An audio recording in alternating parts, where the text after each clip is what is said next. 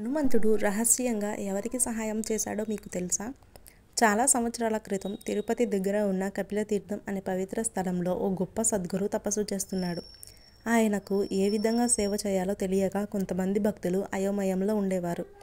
అయితే ప్రతిరోజు సద్గురువుకు నిత్యం ఒకే విధంగా తీపి ఫలహారం, గంధపు నీళ్లు, బియ్యం, అన్నం, కషాయం లాంటి వాటితో సేవ జరుగుతుంది. ఇంత సేవ చేస్తున్న ఆ సేవకర్త ఎవరో ఎవరికీ తెలియదు. ఒకరోజు గురువు తన ధ్యానంలో ఓ రహస్యాన్ని తెలుసుకున్నారు. ఈ సేవను చేస్తున్నవాడు ఏ మానవుడు కాదు అని, అది స్వయంగా ఆంజనేయ స్వామి అని తెలుసుకున్నాడు. హనుమంతుడు ఎందుకు ఇలా చేశాడు? హనుమంతుడు భగవత్ భక్తులకు సేవ చేయడమే తన ధర్మంగా భావిస్తాడు. ఆ సద్గురు శ్రీరాముని భక్తుడని తెలుసుకుని హనుమంతుడు ప్రతిరోజు ఆ దివ్య భక్తుడికి కనిపించకుండా సేవలు అందిస్తున్నాడు. తాను ఎవరికి కనిపించకుండా అదృశ్య రూపంలో సేవ చేస్తాడు. గురువు ధ్యానంలో దివ్య దర్శనం పొందిన తరువాత స్వయంగా హనుమంతుని కోసం పూజా స్థలం ఏర్పాటు చేసి ప్రతిరోజు పూజించసాగారు. చూసారా, హనుమంతుడు తన భక్తుల కోసం ఏ విధమైన సహాయమైనా చేస్తాడు. కనుక అందరూ ఎంతో ధర్మంగా భక్తితో మెలగాలి.